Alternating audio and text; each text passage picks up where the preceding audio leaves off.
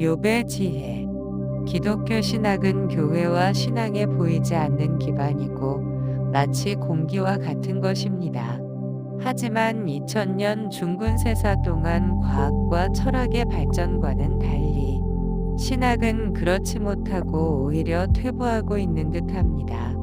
그 이유는 성부 성자 하나님과 성경의 절대적 가치를 전제로 한 신학과 교회의 과거지향적인 정통성과 역사성에 있을 것입니다. 교회와 성도들의 탈세속적이고 탈문화적인 고립으로 말미암아 오늘날 기독교인들의 세상에 대한 영향력이 쇠퇴하고 기독교 신앙은 개인적이고 선택적인 정신문화의 스타일로 자연스럽게 정착되었습니다.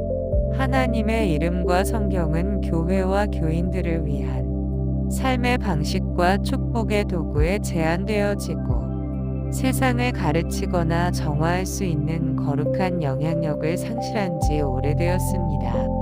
세상은 쪼개어져 나누어지고 각양각색의 백성들로 차고 넘치지만 진정한 왕의 통치가 없는 세상이 되어버렸습니다. 과연 하나님의 나라는 어디에 있습니까? 하나님은 없거나 우리와 상관없이 무력한 상징적이고 종교적인 존재일 뿐일까요? 과연 예수 그리스도는 십자가에서 헛되이 죽었습니까? 예수의 부활은 성경 속의 이야기에 불과한 것입니까?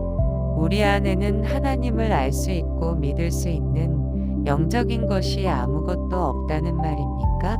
인간은 어디서 왔으며 어디로 가는지, 왜 살아야 하고 어떻게 살아야 하는지, 무엇이 옳은 것이고 무엇이 그른 것인지, 과연 절대적 진리는 없다는 말입니까? 하루 앞도 알지 못하는 어리석은 사람의 지혜로 세상을 지탱하고 서로가 서로를 차별하고 적대하며 서로 타자가 되어 경쟁해야만 하는 어지러운 세상이 과연 어쩔 수 없고 당연한 것일까요? 왜 하나님은 가인과 아벨의 제사를 함께 받아주시지 않았을까요? 수백 년 동안의 과학 문명과 자본주의 경제가 가인과 아벨의 문제를 얼마나 해결하였으며 인류 사회를 과연 어디까지 끌고 갈 수 있겠습니까? 대체 우리는 어디로 가고 있는 중이며 누가 정답을 알고 있습니까? 너희가 참으로 잠잠하면 그것이 너희의 지혜일 것이니라. 욥기 13장 5절. 공중의 새와 들판의 백합화는 가만히 있어도 먹이시고 입히신다고요? 그들은 내일 일에 대해 아무런 걱정도 하지 않고 살 수 있다고 합니까? 하지만 전혀 그렇지 않습니다. 아침에 어미새들을 본 적이 있습니까? 작은 어미새는 새끼들을 먹이기 위해서 매일같이 새벽부터 먼 길을 죽음을 무릅쓰고 부지런히 다녀야 합니다. 주머니라도 만들어졌다면 한 번에 많은 먹이를 담아 올 수도 있으련만 불행하게도 그저 작은 부리로 한 번에 하나씩 물어오면서 아침마다 얼마나 중노동을 해야 하는지 우리는 이해하지 못합니다. 작은 꿀벌도 어린 유충들과 여왕벌을 먹이기 위해서 매일같이 먼 길을 다녀야 하고 일벌들은 자기는 먹지도 못하면서 여기저기 꽃들을 찾아다니고 채밀한 꿀과 꽃가루들을 몸에 가득 실은 채 무거워진 몸을 얇은 날개짓으로 위태롭게 버티며 매번 목숨을 걸고서 꿀을 실어 날라야 합니다. 나무들은 또 어떨까요? 계절이 바뀌면 저절로 새싹이 피어나고 가지가 생기고 꽃이 피고 가을에 열매가 저절로 맺히게 될까요? 역시 답은 그들도 전혀 그렇지 못합니다. 그들도 온 힘을 다해서 껍질을 깨고 무거운 흙과 돌멩이를 헤집고 나서야 새싹이 땅으로 올라올 수 있습니다. 뿐만 아니라 딱딱한 흙 속으로 연약한 뿌리를 뻗치기 위해서 사력을 다해야 합니다.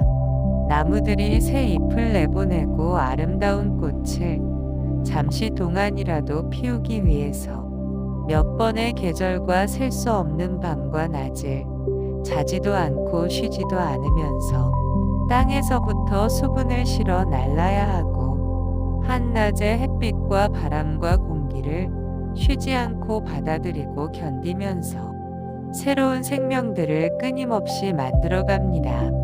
하지만 하나의 꽃과 열매를 만들기 위해서 나무의 모든 지체들이 얼마나 많은 것을 포기하고 얼마나 오랫동안 참고 기다려야 하는지 우리는 알지 못합니다. 그럼에도 불구하고 꽃들은 순식간에 떨어져 버리고 결국 열매를 맺기 위해서 자신들을 버려야만 합니다. 열심히 자란 나뭇잎들도 마찬가지입니다. 여름 내내 푸르던 잎들은 가을이 되어 사람들에게 탐스런 열매들을 남기고 나면 기온이 떨어지면 무성한 잎들도 색이 바래고 모두 땅으로 떨어지고 맙니다. 그들은 내년 봄에 다시 살아나기 위해서 열심히 자신들을 키우고 바쳐서 또 버려야 합니다. 자신을 죽이지 않으면 다시 살아날 수 없기 때문입니다. 그런데도 공중의 새와 들판의 백합화가 아무런 걱정이 없겠습니까? 오히려 걱정할 시간도 없이 그리고 쉴 새 없이 살기 위해서 또 살리기 위해서 움직여야 하고 항상 목숨을 걸고 위태로운 삶을 살아야 합니다. 하지만 왜 그렇게 해야 하는지 이유는 그들도 모릅니다. 단지 살아있기 때문이고 살아야 하기 때문입니다. 물론 예수님도 아셨을 것입니다. 그들의 고된 삶을 이해하지 못했을 리 없습니다. 하지만 모든 생물들의 삶과 삶을 지키기 위한 모든 노력과 일상들이 비록 어떠한 모습들일지라도 어느 순간도 우주와 자연을 지키는 하나님의 사랑과 통치를 벗어나는 일은 있을 수 없습니다. 그가 내 길을 살피지 아니하시느냐? 내 걸음을 다 세지 아니하시느냐? 욥기 31장 4절. 오늘 지금 이 순간 햇빛이 사라지지 않고 공기 중의 산소가 이산화탄소로 바뀌지 않고 나의 호흡이 끊어지지 않고 이어지고 있는 이유를 어떻게 알 수 있겠습니까? 혹자는 하나님이 없다고 생각하거나 혹자는 하나님을 원망하거나 혹자는 하나님께 감사하거나 간에 어떤 경우든지 결국 하나님이 살아계시기 때문이고 그렇기 때문에 우리가 있을 수 있습니다. 다만 우리는 그분이 어디에 계신지를 알지 못할 뿐입니다. 그가 내 앞으로 지나가시나 내가 보지 못하며 그가 내 앞에서 움직이시나 내가 깨닫지 못하니라. 욥기 9장 11절. 그러나 아는 것과 믿는 것은 결코 다르지 않습니다. 아는 것이 곧 믿는 것이고 믿는 것이 또 아는 것입니다. 알기 위해서는 믿어야 하고 또한 믿기 위해서는 알아야 합니다. 인류의 역사는 문자의 역사이었고 문자는 아는 것과 믿는 것을 갈라놓았지만 아는 것과 믿는 것은 원래 하나일 뿐입니다. 알지 못하면 믿을 수 없고 믿지 못하면 알 수도 없습니다. 낮과 밤이 나누어진다고 해서 하늘이 서로 다른 하늘입니까? 낮에 별들이 보이지 않는다고 하늘에 별이 없어진 겁니까? 낮이 없으면 밤이 있을 수 없고 밤이 없으면 낮이 있을 수 없듯이 도대체 나는 무엇으로 알 수 있고 또 무엇으로 믿을 수 있습니까? 알 때와 믿을 때에 내가 나누어지는 걸까요? 하나님을 알 수는 없지만 믿을 수는 있다고 하는가요? 볼 수 없고 알 수 없기에 먼저 믿어야 한다고 말할까요? 알지도 못하는 너는 도대체 무엇을 믿습니까? 믿는 것을 알지 못하면 내가 믿고 있는 것이 무엇인지 또 누구인지 어떻게 알 수 있겠습니까?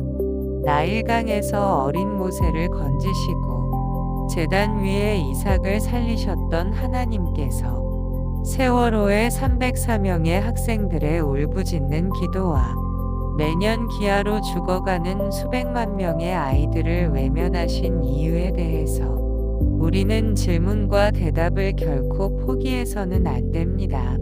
우리는 하나님을 알 수 있고 알고 있으며 그 때문에 믿을 수 있고 또 믿고 있는 것입니다. 하나님을 알 수 없다는 것은 아직까지 알지 못하거나 알려고 하지 않기 때문일 뿐입니다. 혹자는 신은 존재하지 않는다고 합니다.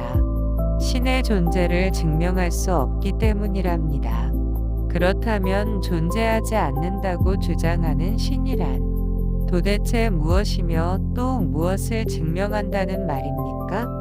하나님을 부정하는 것은 부정하는 자기를 부정하는 것이고 자기 생각과 스스로 알고 있는 것을 부정하는 것입니다. 사람은 자기가 알고 있는 것들조차 무엇을 알고 있는지, 무엇을 모르고 있는지도 알지 못하는 누구나 항상 부족하기 짝이 없는 존재이기 때문입니다. 나는 깨닫지도 못한 일을 말하였고 스스로 알 수도 없고 헤아리기 어려운 일을 말하였나이다. 욥기 42장 3절. 하나님은 하나님이시고 사람은 사람입니다. 창조주가 있기에 피조물이 있는 것입니다. 누가 창조주입니까? 그리고 누가 피조물입니까? 주신 이도 여호와시요 거두신 이도 여호와시오니 욥기 1장 21절. 끝까지 들어주셔서 감사합니다.